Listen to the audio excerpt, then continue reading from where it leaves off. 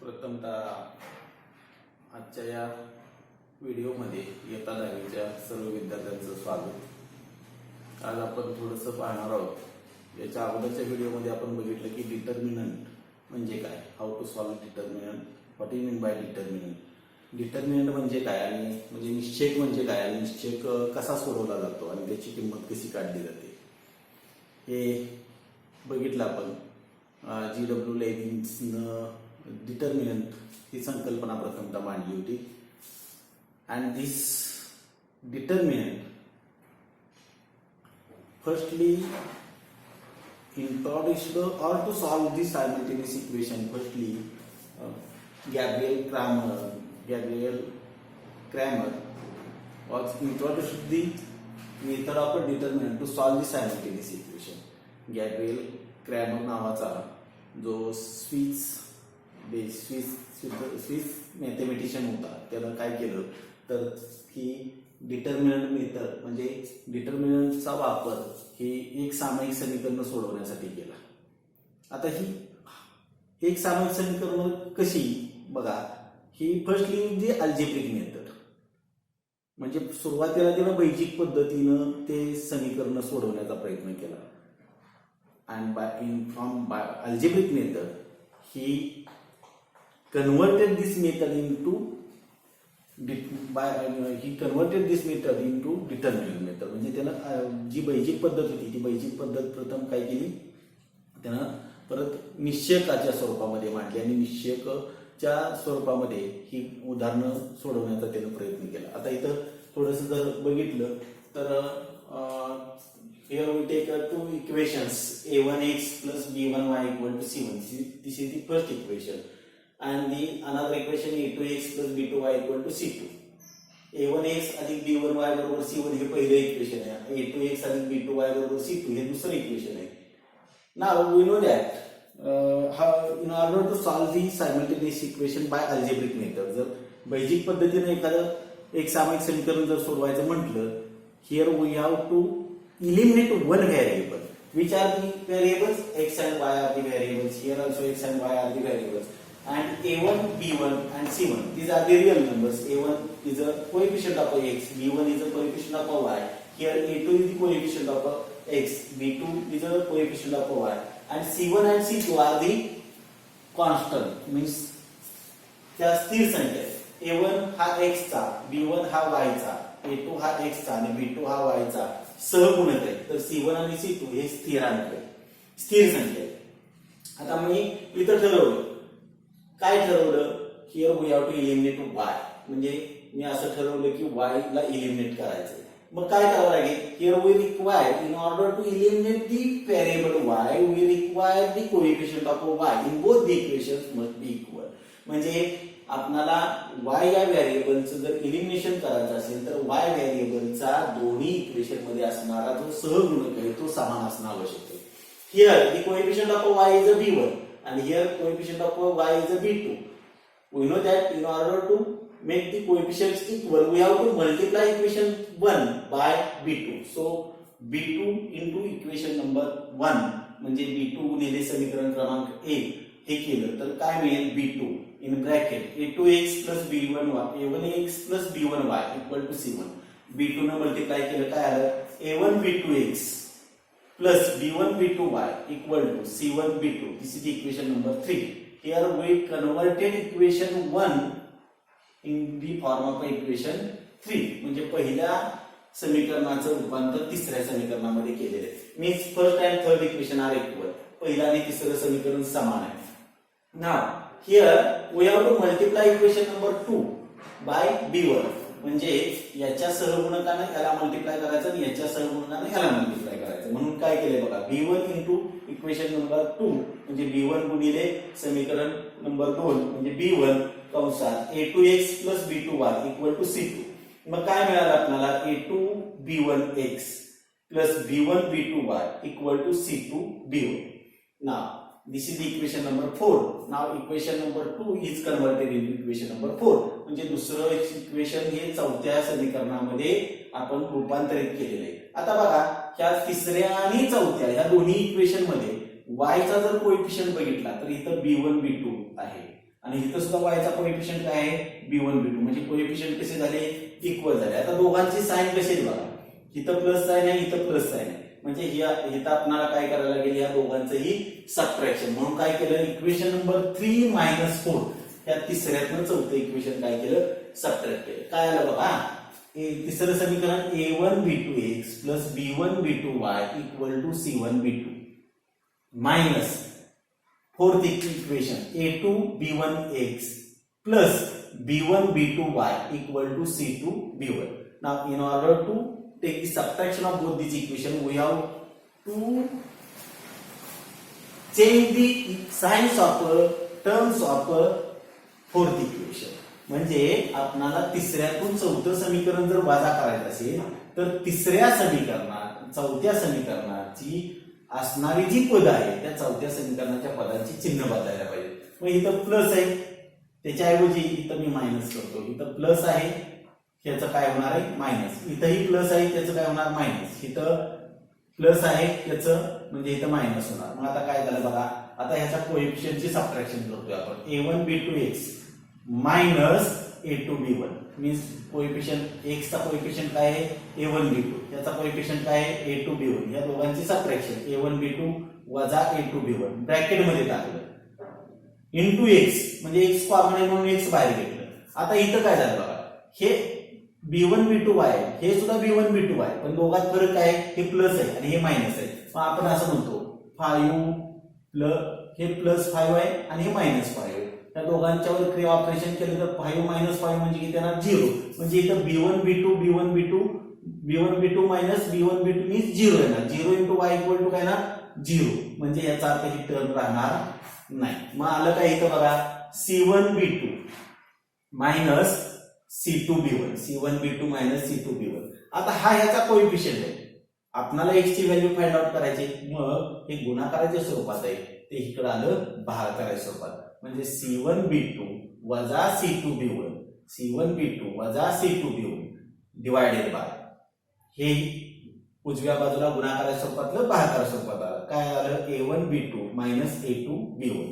This is the solution for x.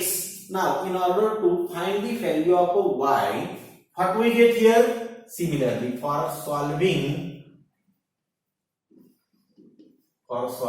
y what we get here y साठी सोडवलं तर y साठी सोडवून मग आता y साठी सोडवायचं असेल तर काय करायला लागेल बाळांनो मी आता इथं शॉर्टकट करतो जरा. y साठी सोडवायचं असेल तर आपल्याला x घालवायला पाहिजे बरोबर आहे.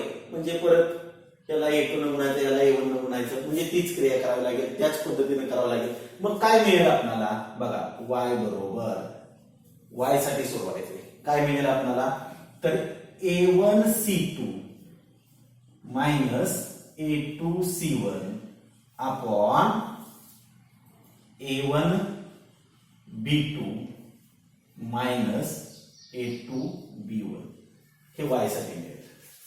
मग आता परत असं लक्षात आलं क्रॅमरच्या की क्रॅमरनं काय सांगितलं की C1 B2 minus C2 B1 हे जर बघितलं तर त्याच्यासाठी त्यानं नाव दिलं. काय नाव दिलं तर x बरोबर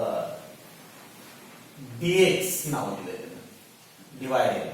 हे कॉमन आहे A1 B2 minus A2 B1 इथं सुद्धा A1 B2 minus A2 B1 आहे म्हणजे ह्या कॉमनला त्यानं d म्हटलं d बरोबर आहे. आणि y बरोबर काय आलं मग तर इथं बघा आता इथं न्यूमरेटर चेंज झाला. इथं C1 B2 minus C2 B1 आहे इथं काय आहे A1 C2 minus A2 C1 आहे म्हणजे वेगवेगळा झाला. मग ह्याला त्यानं नाव काय दिलं dy म्हटलं dy अपॉन आता हे कॉमन आहे dy अपॉन d. मग dx बरोबर काय तर dx बरोबर C1 B2 minus C2 B1. dy बरोबर काय तर A1 C2 minus A2 C1 आणि d बरोबर काय तर A1 B2 minus A2 B1. मग आता येणं ह्याच संख्या जे बैजिक क्रियेनं जे क्रिया घडत होत्या त्याच संख्या त्यानं निश्चयकाच्या स्वरूपामध्ये मांडल्या. कशा निश्चयकाच्या मांडल्या बघा डिटर्मिनंट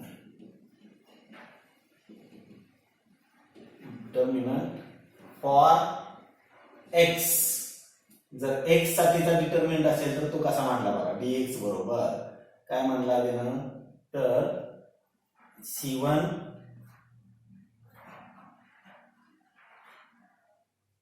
b1 आणि c2 b2 हा एक्स चा डिटर्मिनंट मांडला. y चा डिटर्मिनंट मांडण्यासाठी डिटर्मिनंट फॉर y,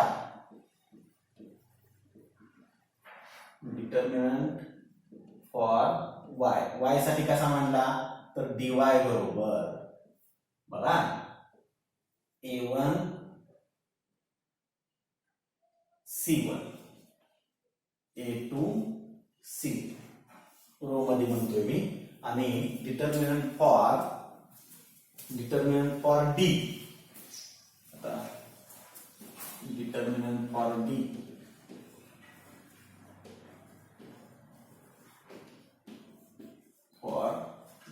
म्हणजे डी साठी, आता डी साठी काय आला, तर a1 b1 रो मध्ये सांगतोय a1 b1 पहिला रो दुसरा रो a2 b2.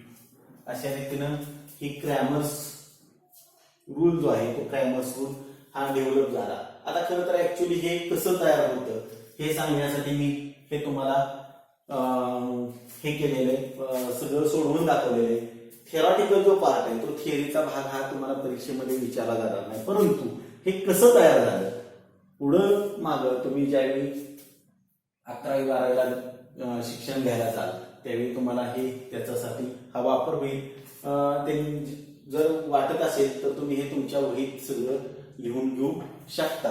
आता ह्याचाच वापर करून आपण उदाहरणं कशी सोडवायची, तर बघा उदाहरण सोडवताना एक महत्वाचा भाग आहे इथं, हे दोन्ही इक्वेशन कुठल्या फॉर्म मध्ये लिहिले त्याचा लक्षात घेतलं पाहिजे. काय कसं लक्षात घेतलंय बघा, तर व्हेरिएबलच्या टर्म कोणत्या आहेत, इथं एक्स आहे इथं वाय आहे, हे दोन्ही व्हेरिएबलच्या टर्म, इथं सुद्धा एक्स आणि वाय हे दोन व्हेरिएबलच्या टर्म आहेत.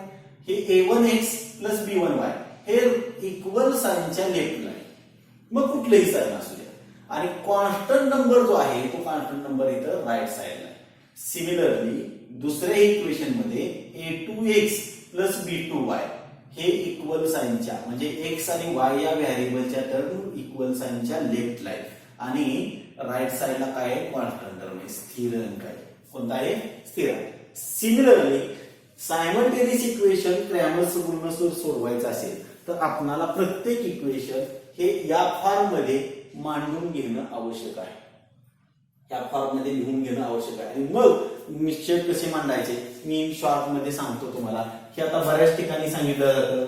मग हे dx बरोबर c1 c2 b1 b2 dy बरोबर a1 a2 c1 c2. मग थोडस जमलिंग होतं, कुणाला सी वापरायचा कुणाला बी वापरायचा, कुठं वापरायचा, कसा लिहायचा, कसा रो असेल कसा कॉलम असेल. तर याच्यावर एक सोपा मार्ग म्हणजे एक उदाहरण घेतो आणि मग मी तुम्हाला ते दाखवतो. एक उदाहरण घेऊया आपण, एक दोन उदाहरणं सोडवूया म्हणजे तुमच्या लक्षात येईल. बघा मग प्रश्न कसा येतो, solve the following simultaneous equation by Cramer's, म्हणजे क्रॅमर्सच्या नियमाचा वापर करून तुम्ही खाली दिलेली समीकरण काय करा, सोडवा. मग आता एक उदाहरण घेऊया आपण. एका उदाहरणात तुम्हाला लक्षात येते का बघूया, अन्यथा दोन उदाहरणं तुम्हाला सोडून दाखवतो. बघा एक उदाहरण देतो बघा, 4x plus 3y minus 4 equal to 0 हे पहिलं इक्वेशन आहे. दुसरं इक्वेशन आहे 6x equal to 8 minus 5y हे दुसरं इक्वेशन आहे. आता हे सायमल्टेनियस इक्वेशन क्रॅमर्स रूलनं सोडवायचे आपल्याला. मग आता काय करता येईल बघा, तर उत्तर लिहितोय. पहिलं इक्वेशन आहे 4x plus 3y minus 4 equal to 0. नियम काय आहे, तर कुठल्या फॉर्म मध्ये लिहायचं इक्वेशन, बरोबर आहे कसं, ax plus by equal to c म्हणजे x ची टर्म y ची टर्म आणि कॉन्स्टंट टर्म, बरोबर आहे, चिन्हासह द्यायच्या.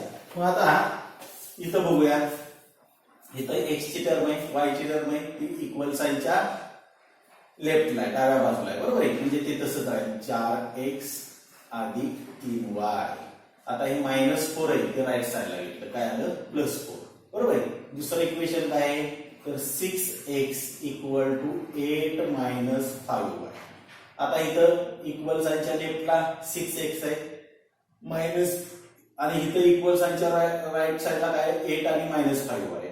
आता -5y इथे इकडे घेऊया, म्हणजेच काय आलं सो 6x + 5y = 8. पहिलं हे याच स्वरूपामध्ये इक्वेशन तुम्हाला लिहिणं आवश्यक आहे. कसं आहे बघा, एक्स व्हेरिएबल प्लस असो मायनस असो, इथं प्लस आहे प्लस 3y इक्वल साइन आणि कॉन्स्टंट टर्म. इथं सुद्धा एक्स वाय इक्वल साइन आहे इथं आणि इक्वल साइनच्या राईटला कॉन्स्टंट टर्म. हे प्रत्येक इक्वेशन असंच लिहिलं पाहिजे. आता पुढं हे निश्चित मांडत असताना बरेच मग इथं A1 B1 C1 A2 B2 C2, त्याच्याऐवजी मी थोडक्यात तुम्हाला आयडिया सांगतो तुम्हाला.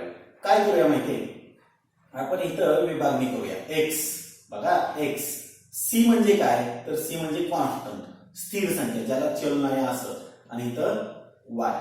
बरोबर आहे. मग आता काय करूया, एक्स चे कोएफिशियंट आहे ते एक्सच्या खाली लिहूया ओळीनं क्रमाने. आता पहिल्या इक्वेशन मध्ये एक्सचा कोएफिशियंट किती आहे 4 आहे.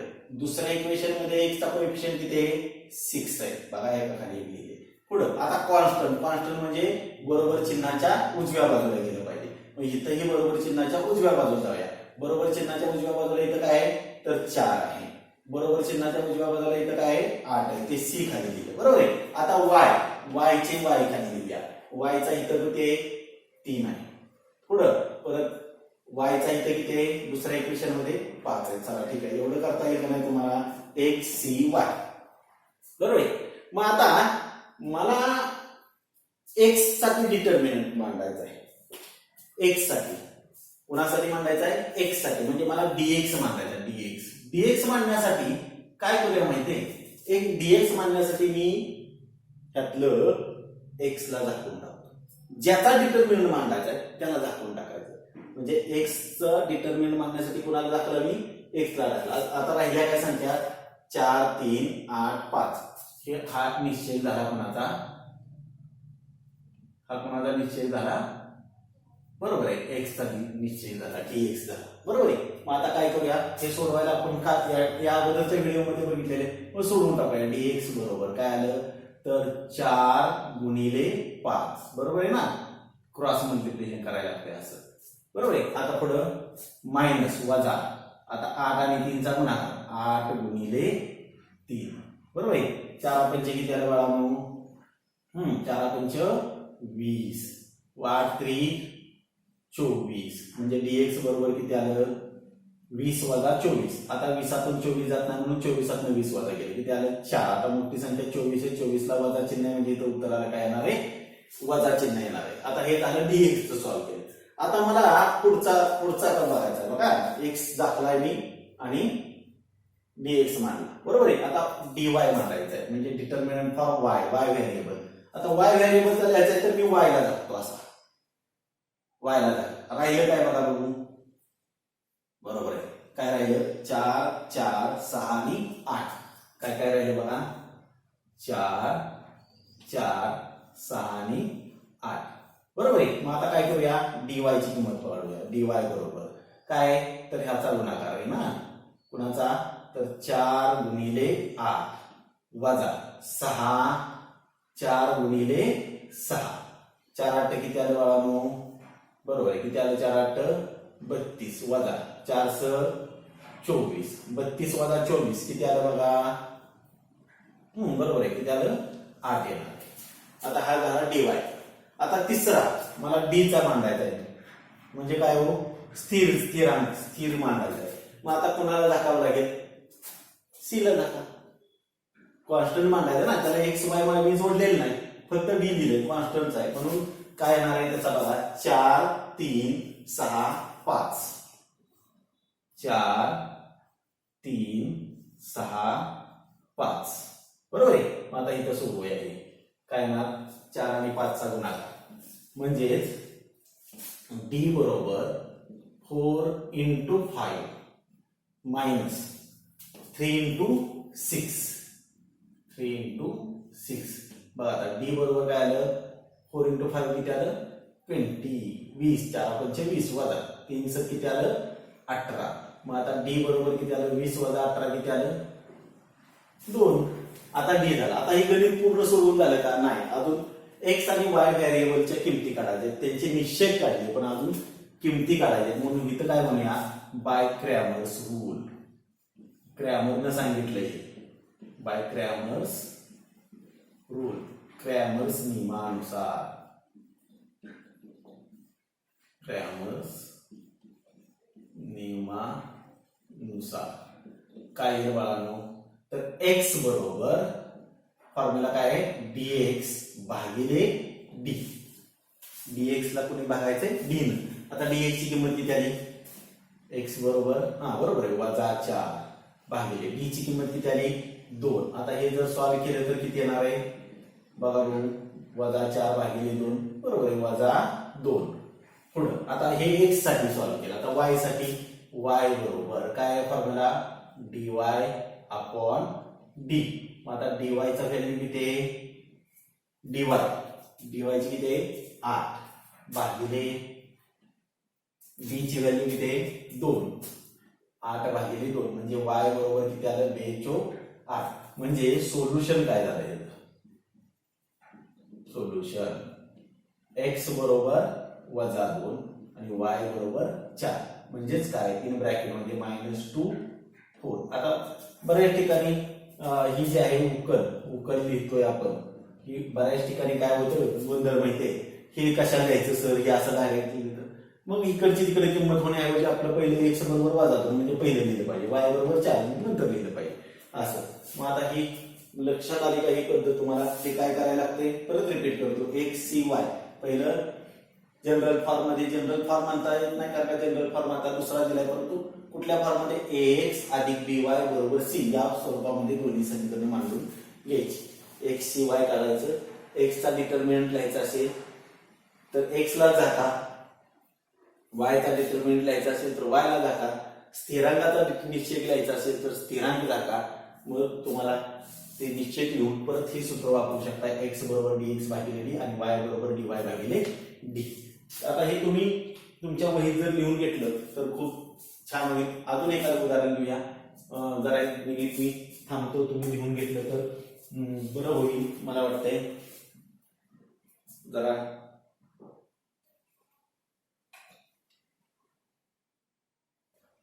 लिहून घ्या उदाहरण. अजून एखादं उदाहरण घेतो मी.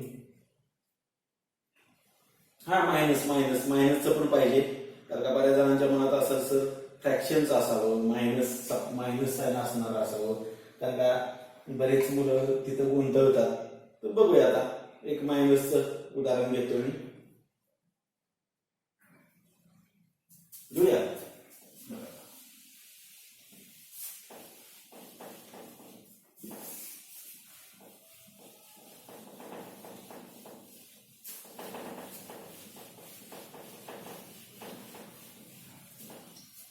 पुढचं एक्झाम्पल आहे, दुसरं घेतो मी. 6x minus 4y equal to -12. 4x minus 3y equal to 8x minus 3y equal to -2 equal to -2. आता बघा मुळातच ही इक्वेशन देताना पहिलं इक्वेशन दिलंय कसं दिले बघा 6x minus 4y equal to -12. आता इथं बघा इथं इक्वल साइन आहे, इक्वल साइनच्या लेफ्टला पहिलं x आहे नंतर y आहे आणि परत इक्वल साइनच्या राईट साइडला कॉन्स्टंट टर्म आहे वजा 12 आहे. इथं हे दुसऱ्या इक्वेशन मध्ये 8x वजा 3y बरोबर वजा 2 म्हणजे बरोबर चिन्हाच्या डाव्या बाजूला x आहे y आहे आणि उजव्या बाजूला स्थिर. म्हणजे आपल्याला ज्या फॉर्म मध्ये इक्वेशन पाहिजे त्या फॉर्म मध्ये इक्वेशन दिलेले. आता पुढची पायरी आपली ही कच्ची पायरी, ह्या पायरीला मार्क मिळणार नाही पण आपला डिटरमिन निश्चित मांडण्यासाठी हे तुम्हाला सोपं जाईल. x परत काय लिहायचं बरोबर आहे c लिहायचं आणि परत काय लिहायचं y. आता पहिल्या इक्वेशन मध्ये x चा कोएफिशियंट किती आहे 6, दुसऱ्या इक्वेशन मध्ये x चा कोएफिशियंट 8, पुढे सी हे लिहायला पण का वायचं लिहायला y9 मध्ये सी आहे म्हणून कॉन्स्टंट कर -12 पुढं नंतर -2 या पहिल्या इक्वेशन मध्ये -12 आहे आणि दुसऱ्या इक्वेशन मध्ये -2 आता वायचे कोएफिशियंट आहे बघा पहिल्या इक्वेशन मध्ये काय आहे वायचा कोएफिशियंट 4 नाही -4 चिन्हासह घ्या मग अशी चिन्ह अधिक का लिहिलं नाही अधिक आपण ज्यावेळी संख्या अशी मानतो 5 त्यावेळी त्या अधिक 5 असतं -5 लिहायचं असेल तर पुढे वजा चिन्ह द्यावं लागतं बरोबर आहे म्हणजे इथं -4 लिहिलं आता पुढे काय आहे वायचा कोएफिशियंट -3 आता बघा मागासारखं मला आता कुणाचा डिटर्मिनंट मांडायचा आहे एक्स साठीचा डिटर्मिनंट मांडायचा आहे म्हणून dx बरोबर कुणाला मांडतोय मी dx कुणाला दाखायचं बरोबर आहे लक्षात ठेवले तुम्ही कुणाला दाखायचं एक्स ला दाखायचं मग आता राहिलं काय बघूया -12 तिथं -4 पुढं -2 आणि -3 बरोबर आता बघूया सोडवूया म्हणून सो dx बरोबर आता हे सगळी वजा चिन्ह पेडल्यावर जरा घालवून जाईल घालवायचं नाही हे गणित आपल्यासाठीच तयार केले आपली बौद्धिक क्षमता बघू बरोबर आहे मग आता काय करूया ब्रॅकेट मध्ये टाकूया -12 गुणिले हे सुद्धा ब्रॅकेट मध्ये टाकूया -3 वजा म्हणजे वजा चिन्हच येतं अधिक येत नाही इथं काय येतं वजाच येतं मग कंसात हे -4 गुणिले दुसऱ्या ब्रॅकेट मध्ये -2 आता गुणाकार करूया काय आलं बाबा याबरोबर dx बरोबर निगेटिव्ह इंटू निगेटिव्ह पॉझिटिव्ह बनणार आहे बरोबर आहे 72 किती आलं 36 आता इथं बघा 2 वेळा ऋण चिन्ह होते 1 2 म्हणून हे धन झालं पण इथं बघितलं तर 1 2 आणि हे 3 म्हणजे 3 वेळा आले म्हणजे मायनस मायनस प्लस होईल म्हणजे ऋण ऋण धन आणि परत धन ऋणच ऋण होणार बरोबर आहे 4 दुणे किती आलं 8 बरोबर आहे म्हणजे -8 येणार आहे 36 - 8 किती आलं बघा बघू हा बरोबर आहे किती आलं 28 dx बरोबर 28 आता मला कोणाचा डिटर्मिनंट मांडायचा आहे y चा म्हणून dy बरोबर बघूया y चा डिटर्मिनंट मांडायचा आहे म्हणजे झाकावं लागेल कुणाला y कुणावर हात ठेवलाय बघा y ला राहिलं काय 6 - 12 8 - 2 6 - 12 आणि इथं 8 - 2 बरोबर आहे आता dy सोडूया dy बरोबर डिटर्मिनंट ऑफ y म्हणजे 6 आता याला ब्रॅकेट करायची गरज नाही ते प्लस आहे बरोबर आहे गुणिले इन ब्रॅकेट -2 मायनस वजा कंसात -12 गुणिले हे 8 कसं गुणाकार करायला माहिती ना यानं याला गुणायचं आणि यानं याला गुणायचं तर हे येऊ नका हे तुम्हाला समजण्यासाठी करतोय म्हणून dy बरोबर काय आलं 6 × -2 म्हणजे 6 × 12 पण हे धन आहे हे ऋण आहे धन ऋण ऋण बरोबर आहे इथं ऋण ऋण धन आणि 12 किती आलं 96 आता या दोघांची चिन्ह कशी येते भिन्न म्हणजे काय करायला लागेल वजाबाकी नाहीतर इथं मध्ये अधिक चिन्ह म्हणजे या दोघांची बेरीज करते नाही इथं अधिक जरी चिन्ह असलं तरी ह्याला निगेटिव्ह चिन्ह आहे मायनस चिन्ह साइन आहे म्हणजे ऋण आहे म्हणून ह्या दोघांची काय केली पाहिजे वजाबाकी किती आली बघा बघू 96 - 12 7 ने 2 गेले 4 आले आणि 9 ने गेला किती राहिलं 8 राहिले म्हणजे किती आलं 84 आलं बरोबर आहे आता मला डिटर्मिनंट मांडायचा आहे कॉन्स्टंटचा म्हणजे डी मांडायचा आहे मग कुणाला दाखायचं सोपा भाग आहे ना त्याला दाखा कॉन्स्टंटला दाखायचं सी ला दाखलं म्हणजे काय आलं 6 - 4 6 - 4 परत काय 8 आणि -3 8 आणि -3 चला बघूया डी बरोबर 6 गुणिले हे -3 वजा हे -4 गुणिले हे 8 तिरका गुणाकार केला त्यानं याला आणि याला बघूया किती आलं डी बरोबर 6 × 3 18 कसलं आलं -18 पुढं 8 × 4 32 बघा वजा वजा अधिक होणार आहे बरोबर 32 - 18 आता ह्या दोघांची चिन्ह पण वेगवेगळी आहेत म्हणजे या दोघांची काय केली पाहिजे वजाबाकी बरोबर आहे डी बरोबर 32 - 18 किती आलं बघा बरोबर आहे किती आलं 14 येणार आहे 32 18 गेले किती आलं 14 म्हणजे माझ्याकडे किंमत dx ची झाली dy ची झाली आणि डी ची झाली. मग आता Cramer's rule, by Cramer's rule, by Cramer's rule म्हणजे क्रॅमर्स नियमानुसार काय आलं बघूया. एक्स बरोबर काय येतं dx भागिले d म्हणजेच x बरोबर dx किती आले बघूया इथं. dx किती आहे 28 28 आहे. 28 डिवायडेड बाय d किती आहे बघा. d किती आलाय 14. भाग जातोय 14 दुने 28 म्हणजे x बरोबर किती आलं 2. पुढं आता y साठी सॉल्व्ह करूया. y बरोबर फॉर्म्युला काय आहे y बरोबर dy अपॉन d म्हणजेच y बरोबर dy ची किंमत किती आली 84 भागिले d ची किंमत किती आहे 14 म्हणजे y बरोबर 84 म्हणजे सोल्युशन काय आलं.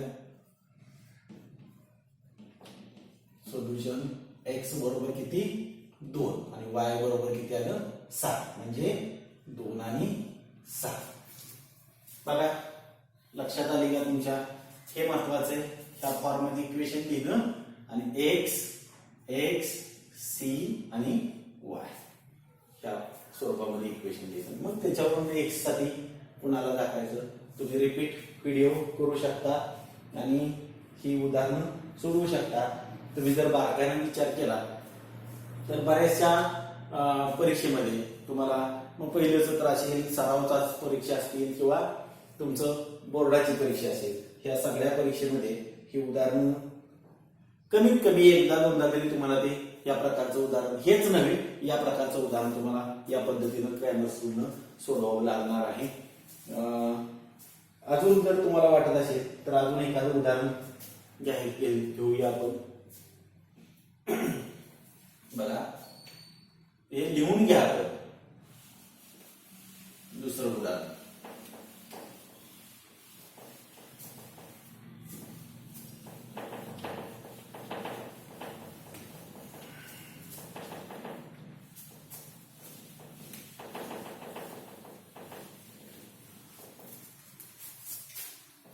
बघा. 3x minus 4y equal to 10. 3x minus 4y equal to 10. आता खरं तर हे त्या फॉर्म मध्येच इक्वेशन दिलेले आणि 4x plus 3y equal to 5. 4x plus 3y equal to 5. मग आता बघूया 3x minus 4y equal to 10. आता ह्या इक्वेशन मध्ये इक्वल साइनच्या लेफ्टला x आणि y चे टर्म आहेत आणि राईटला कॉन्स्टंट टर्म आहे. दुसरं equation 4x plus 3y equal to 5. इथंही या इक्वल साइनच्या लेफ्ट साइडला x आणि y च्या टर्म आहेत क्रमानं x y इक्वल साइन नंतर राईटला कॉन्स्टंट टर्म म्हणजे x या चलाचं पद y या चलाचं पद बरोबर चिन्ह आणि परत उजव्या बाजूला स्थिर संख्या. आता मागासारखं म्हणूया काय म्हणायचं बरोबर आहे. काय म्हणायचं x परत काय म्हणायचं c परत काय म्हणायचं y. x खाली x चे कोएफिशिएंट लिहा. x चे कोएफिशिएंट ह्याचा काय ते 3 बरोबर आहे. इथं x चा कोएफिशिएंट 4. आता c चे मांडायचे म्हणजे इकडे आलं पाहिजे. नंतर हे लगेच इथं घ्या. हे घ्या हे कॉन्स्टंटचं इथं किती आलं 10 परत काय आला 5 बरोबर आहे. y ची बघूया काय -4 परत काय 3. आता मला dx मांडायचा dx. आता सांगा आता तुम्ही सांगा कुणाला दाखवायचं x ला दाखवायचं म्हणजे हे येणार आहे कुठला येणार 10 वजा 4 पुढं 5 3. आता क्रॉस मल्टिप्लिकेशन करायचं dx बरोबर 10 गुणिले 3 वजा हे ब्रॅकेट मध्ये टाकावं लागेल वजा 4 गुणिले 5 बरोबर आहे. म्हणजे dx बरोबर 10 3 बरोबर 30 पुढं मायनस मायनस प्लस आणि 4 आपण जिंकते आलं 20 बरोबर आहे. म्हणजे dx बरोबर हे ऋण ऋणाचं धन झालं 30 अधिक 20 किती येणार आहे 50 बरोबर. हे डी झालं. आता डीवायचं म्हणूया डीवाय. आता कुणाला दाखायचा वायला दाखायचा. वायला दाखला. मग आता वायला दाखल्यानंतर काय आलं बघा हा डीवाय म्हणजे काय 3 10 पुढं 4 5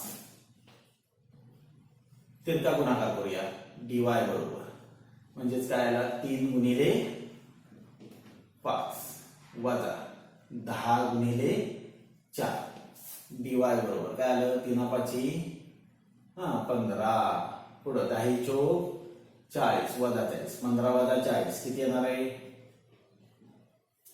बघा किती येते 40 वजा 15 बरोबर 25 येईल कारण का 15तनं 40 जात नाही म्हणून 40 मधून 15 वजा केलं 25 आलं. त्याला मोठी संख्या 40 आहे त्याला वजा चिन्ह म्हणून उत्तराला वजा चिन्ह दिलं वजा 25 आलं. डी बरोबर आता डी कॉन्स्टंटचा डिटर्मिनंट लिहायचा म्हणजे दाखवावं लागेल कॉन्स्टंट. आता काय आलं बघा 3 वजा 4 आणि 4 3 3 वजा 4 आणि 4 3. मग आता तिरका गुणाकार करूया डी बरोबर. पुणे कुणाला गुणायचं 3 गुणिले 3 वजा कंसात वजा 4 गुणिले 4 म्हणजे डी बरोबर 3 3 किती आलं 9. ऋण ऋणचं धन होणार आणि 4 चोक 16 9 अधिक 16 किती आलं 25. बेरीज करायला लागेल तिथं. आता बाय क्रॅमर्स रूल हे लिहायचं बरं का हे कंटाळा करायचा नाही. बाय क्रॅमर्स रूल हे कुणाचाही नियम नाही त्याचं नाव लिहिलं पाहिजे. क्रॅमर्स नियमानुसार क्रॅमर्स नियमानुसार एक्स बरोबर dx भागिले डी म्हणजे एक्स बरोबर dx किती आहे बघा dx 50 भागिले डी किती आहे डी 25 आहे. मग आता किती आलं बघा एक्स बरोबर 25 दुने 50 पुढं वाय बरोबर dy भागिले डी म्हणजे वाय बरोबर dy किती dy वजा 25 आलाय वजा 25 भागिले 25 म्हणजे वाय बरोबर 25 1 25. पण इथं ऋणाला धन न भागले चिन्ह वेगवेगळे बरोबर आहे का म्हणजे ऋण धनचा भागाकार ऋणच येणार आहे वजा 1. म्हणून सोल्युशन काय आहे सोल्युशन उकल काय आली तर एक्स बरोबर 2 आणि वाय बरोबर वजा 1 म्हणजे 2 वजा 1 2 वजा 1 बरोबर आहे. अशा रीतीने तुम्ही प्रॅक्टिस सेट 1.3 मधलं तिसरा क्वेश्चन सोडवू शकता. त्याचबरोबर प्रॉब्लेम सेट मध्ये सुद्धा काही क्वेश्चन आहेत. प्रॉब्लेम सेट मधले क्वेश्चन जर तुम्ही सॉल्व्ह केला 5वा क्वेश्चन आहे बघा 5वा क्वेश्चन आहे ते सोडवा 1.3 मधला तिसरा क्वेश्चन आणि 5व्या प्रॉब्लेम सेट मधल्या 5व्या क्वेश्चन मध्ये उदाहरण 5 उदाहरण ती सोडवा. जर एखादं उदाहरण सुटलं नाही तर मला व्हॉट्सअपवर परत ग्रुपवर विचारा आणि लिहून घ्या हे आणि बाकीची राहिलेली पण उदाहरणं सोडवा. आजचा हा क्रॅमर्स रूलची जी मेथड आहे ती आज इथं समारोप करूया. शंका असतील त्या तुम्ही कमेंटमध्ये द्या. ग्रुप तुम्ही चॅनेलला लाईक करा सबस्क्राईब करा आणि तुम्ही हा व्हिडिओ पाहिला त्याबद्दल सर्वांचं धन्यवाद. अभ्यास ग्रुपवर यावा ही अपेक्षा.